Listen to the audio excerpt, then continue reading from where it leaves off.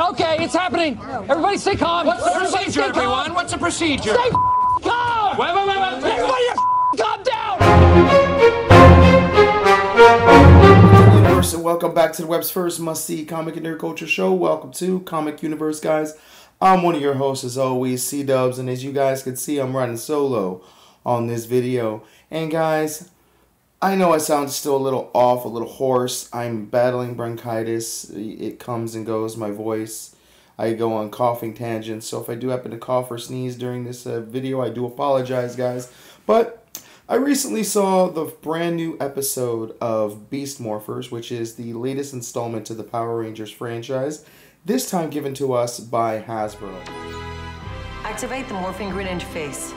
Morphex flow initiated. Here we go. Did air on Nickelodeon really early this past weekend, and I just happened to be up, and so I caught it, and I wanted to give my thoughts as a long love of Power Rangers, if you will. As you guys can see, I am an OG Power Ranger guy. Like Mighty Morphin, being completely transparent, I honestly fell off after Zeo as we were transitioning into Turbo. But here and there, I've always popped back in to watch a few episodes to kind of follow the mythos of what's going on. Especially whenever, you know, Tommy Oliver would show back up, or we'd have crossover with Rangers or the Turtles episode. So I always would kind of just jump in just to kind of see what's going on and jump out.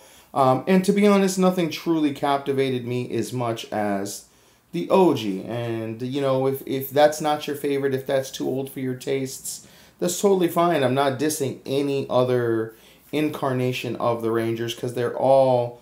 What makes the Rangers special is that they're able to kind of repackage themselves to a certain degree, even though they do follow a lot of the same tropes and whatnot.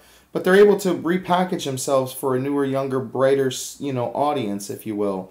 As well as, in many ways, you know, being nostalgic enough to keep, you know, the fans that they've had over the years. And I gotta say, jumping into this first episode, and maybe that might have been the case for all these other seasons too, maybe if I would have jumped into the first episode, I would have been a little more intrigued, because I gotta say, color me intrigued, because I actually really enjoyed this episode. You know, for what it is. Obviously, the show is not necessarily made for my age demographic. It's not, obviously, it's not as nostalgic as it once was to me, considering we're not dealing with any of the original Power Rangers, any of the original source. But they do happen to drop a few bombs letting you know that this is all continuation, essentially. That this is just the next step in the evolution of the Power Rangers. They do drop a Rita bomb. That the mayor thinks what we're doing is a mistake. A huge mistake. Since before you were born, every monster out there in every dimension, from Rita Repulsa to Sledge and Galvanax, they've all wanted to take the Rangers' power and rule the universe. And now that you've wrapped it up with a ribbon, some evil mind will try to take it again. And when they... But guys, as always, I'm going to try to give you the good, the bad, and the badass. Right off the bat, it's really a breath of fresh air to see someone who's not necessarily the cream of the crop, if you will. The gentleman who's going to become, spoiler alert, I guess, the Red Ranger. He's someone who's not like he's not the guy teaching the class, the martial arts class. He's not, you know, the best. I think he might have had a brown belt. Two. Hey, buddy, what's that? We're not disturbing you, are we? No, not at all. It was just, I see. That was sarcasm. The only way you're gonna learn karate is by following what I do. I may be mistaken on that, but he was not, even though he was able to keep up with the trainer of the class, if you will, which it turns out that he was the actual original, supposed to be the original Red Ranger. It all makes sense here in a moment. It's kind of, again, really refreshing that this is not the head honcho, if you will, and, you know, to see him kind of come into his own, and he is the actual son of the mayor of the town, which is kind of cool, so we get this father-son dynamic. You know, it might be a little stereotypical where it's like, I want you to do better, I want you to be better, I want you to be great, I got you this job interview, why didn't you show up? Oh, you were too busy, you know, working on your martial arts and playing video games. You know, if you applied, you know, half of the stuff you've applied to martial arts and video games to the rest of your life, you'd be a success. You know, one of those kind of stereotypical tropes, if you will. And I'm going to possibly review back to my notes here on my phone. So if I look away from the camera, that's what I'm doing, guys. Because I did, again, write some notes because it was like 8 o'clock in the morning. I'm dying. I'm still, I'll be honest, I'm still a little high off of cough syrup. That codeine is kicking my ass, man. I can't function with it. But I believe the guy's name was Devon, or Devin. And, you know, it was really cool. And it's also, again, organic in the fact that, you know, that he is an African American. Not that it matters. But, you know, I always preach, you know, trying to be PC for PC's sake, you know, eliminates what you're trying to do. You're trying to appeal to everybody, but when you're doing it in a condescending way, to me at least, I always kind of, I don't want to say rebel against it, but it leaves a bad taste in my mouth. Not that I don't necessarily or can't enjoy, you know, things that don't do it organically. I can. It does leave a bad taste in my mouth, and I'm not afraid to call it out when I see it. But I gotta say, I kind of felt that this was organic. You know, it didn't matter that he was African American and that he's becoming the leader. What matters maybe is the fact that he doesn't really know anything about the project that he's being, you know, basically recruited into. That might be the key, you know, to questioning if he's the leader or able to uphold that role, if you will. And again, we're not even 100% sure if he's going to be the leader. We're just assuming because he's the Red Ranger. So basically, the overarching plot, if you will, is that we've managed to be able to tap into the morphing grid. Basically, this city is going to be going online, connecting to the morphing grid, giving it renewal, free, sustaining energy. You know, non-polluted, organic, if you will.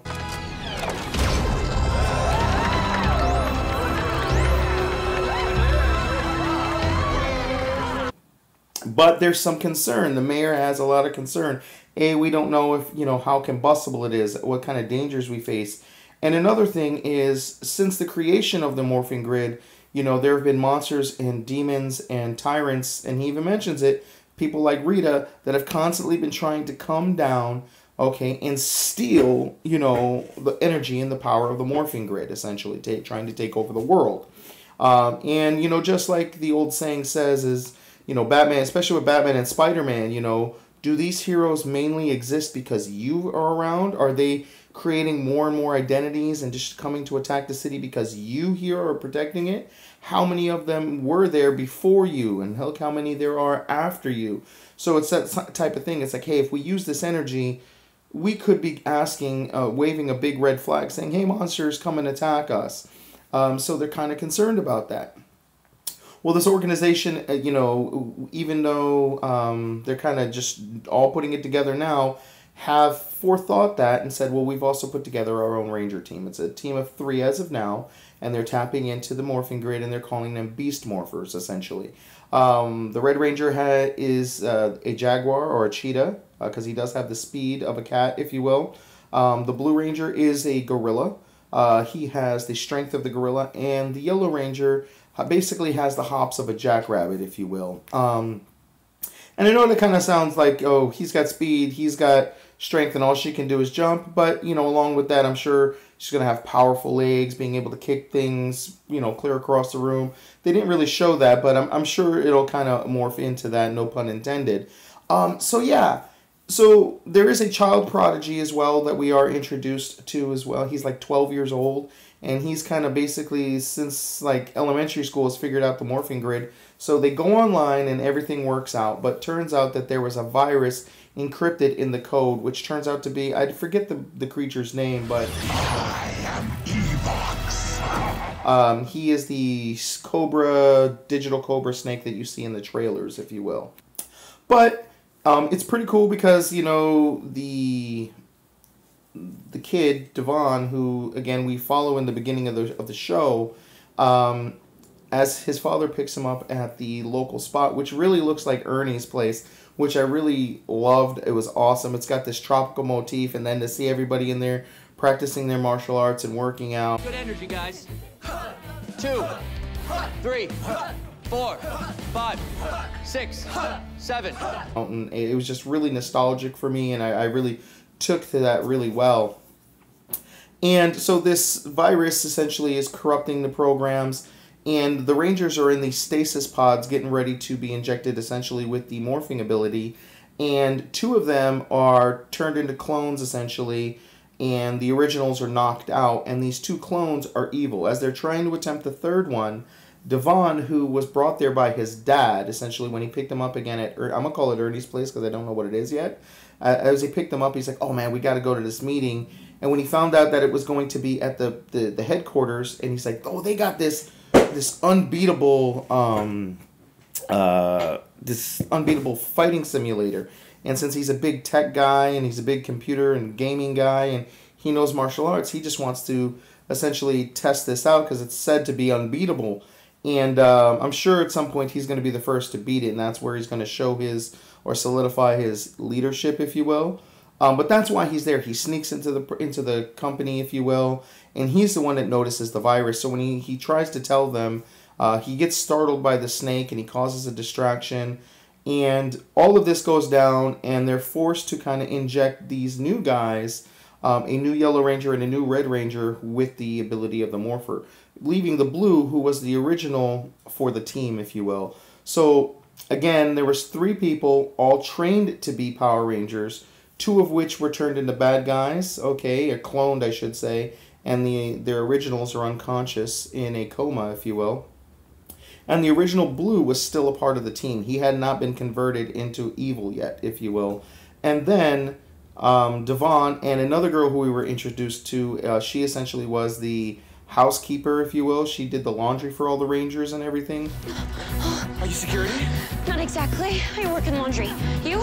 No, just trespassing. Those 2 step up and fight off the 2 evil Rangers, essentially, proving their worth to the new team, and they themselves become Rangers. So that is your new team, essentially. The laundry girl, Devon, who is the son of the mayor, and then the Blue Ranger, who is actually trained to be a Ranger. We also find out with him that the original Yellow Ranger was his girlfriend, and they loved each other dearly, but because it's against the rules for Rangers to date, they did have to split up. So now that his girlfriend is in a coma, you know, he's going to be feeling guilty about that. Not to mention, when he fights the evil Rangers, he's essentially fighting a clone duplicate, if you will, of his girlfriend. So I wonder how that's going to weigh on him. So there's really intrigue there. Also, his mother is the captain of this Power Ranger base, essentially. This power grid, if you will, the morphing grid. She is the colonel. She's overlooking the whole thing. So you got this father-son dynamic with those 2. And of course, you know, he's going to be, I was the one trained. I should be the leader. You're my mother. I know more. I'm sure we're going to get a lot of that. These guys are rookies. They don't know what's going on. They haven't gone through the training as I have. Things to that nature. Then you have Devon and, you know, his dad being the mayor of the town, which I'm sure is going to play a little more into it. Now he's going to have to learn more responsibility, all the while looking like he's slacking off more to his dad because he's not going to be around because of his new responsibilities of being a Power Ranger. And then you have the young girl, what was her name? The blonde that became the new, I think her name was Zoe Reeves. She was the laundry attendant that we meet in the episode. She just basically always wants to prove that she can be better. She has no problem starting at ground level, which is where she's at, essentially. And she wants to work her way up and prove that she is capable. And with a snap of a finger, she goes from 0 to hero in no time flat, no pun intended. 0 to hero in no time flat. Maybe a little pun intended. But yeah, it was really cool. We're introduced to their new morphers, their new weapons, if you will. They're called Beast Morphing X is the solution that essentially they are injected with that allows them to tap into the morphing grid. Again, E-Vox, that's, I think, is the snake's name, E-Vox. And he seems to be setting up to be the new big bad. He seems to be really digital. Yeah, so, I mean, it's kind of interesting, maybe a little VR Trooper-ish, if you will. And that's pretty much the storyline, and that's the good, to be honest with you. The bad, there wasn't too much bad. Obviously, with Power Rangers comes a bit of cheese, and you got to expect that going in. But I got to say, I didn't get as much cheese in this installment. And again, it's only the first episode, as I have in previous. So maybe they're trying to mature it up just a little bit. at least with the whole relationships between the mother, the fathers, you know, the sons, and the lover's quarrel now that his girlfriend is in a coma, and now he's fighting to save her life, essentially, is really intriguing. Not to mention who was originally the Red Ranger. He's the one who picks a fight with Devon in the beginning of the episode, which was very Un-Ranger-like, so maybe he himself is evil to the core. We'll find out. But the bad, I have to say, is the cloned Rangers. They kind of digitally glitch out every once in a while, and it was really distracting. Pathetic human. We avatars serve E-Vox now. That's really the only negative thing I have to say about this episode. And maybe the young prodigy was just a little eh. I didn't really feel him too much. I know he's going to be like the new Billy, the new Alpha. I pray that he doesn't become a Ranger himself. Of course, we're going to get, even though there's only 3 of them, the 6th Ranger. You know, eventually we'll get introduced to more Rangers, I'm sure. But it looks cool so far. We didn't get to see any of the Zords or nothing like that in the first episode. It was just basically character building and understanding the world that we are in currently. The badass, the action was actually really good. It seemed a lot more like improvised, if you will. Somewhat, not to the exact level of a Jackie Chan film, you know, when he's using props in his martial arts, but we do get a little bit of that. You'll pay for interfering.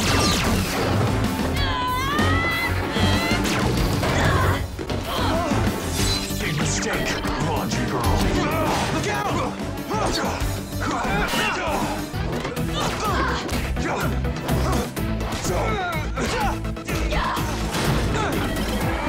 E-Vox can't be stopped!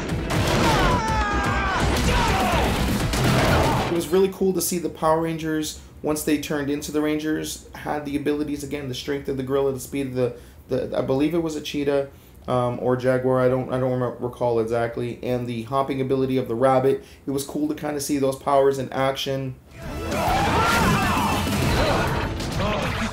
How'd I do that? It's the cheetah DNA inside you.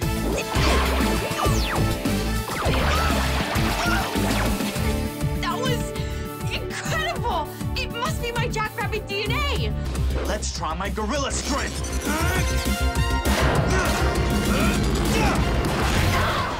The villain himself doesn't look too bad, except for the fact that he's digital, and I don't know, I'm getting a little bit of VR Trooper vibes, which I always had I understand that show was a complete mess, but I do have a soft spot for me with that show. So I kind of always wanted that to come back in some capacity, but you know, if this is the closest that we're going to get to that, it might be a good thing. But overall, guys, I got to say 2 thumbs up on this episode. First episode, Beast Unleashed.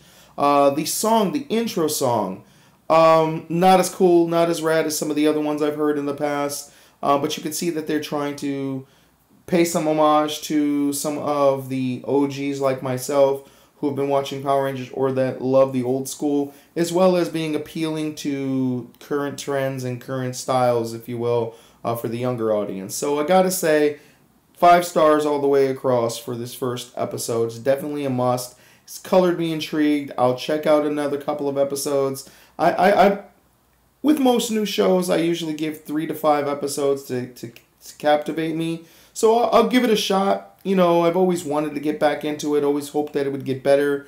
And I'm still crossing my fingers for maybe either an animated version someday to where they can go balls out, or a real dark and gritty, not necessarily dark and gritty, just more adult themed. And not that the last movie was terrible. There were some real crazy things in it that I did not like.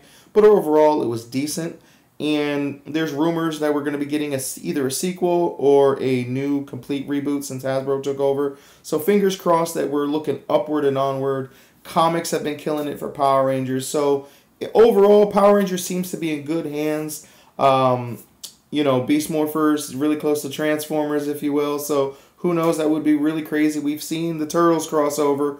You know, what if, you know, we see Optimus or Bumblebee show up one day? That would be absolutely mind-blowing. And we all know that they want to have a universe as well, just like the MCU. So you never know. So guys, definitely. So guys, let us know in the comments below. Did you guys check out the first episode of Beast Morphers Power Rangers? If you did, let us know. Did you like it? Did you hate it?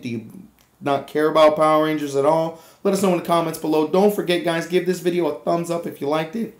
If you didn't, feel free to give me a thumbs down, but I just asked, give me a couple of sentences what I could do to make it better for you. And guys, go ahead and Hulk smash the hell out of that like button, guys. Subscribe if you haven't already, and be a part of our notification squad by clicking that bell so you know every single time we drop a new video, guys. And until next time, I'm C-Dubs, and I'll see you in the universe. Peace.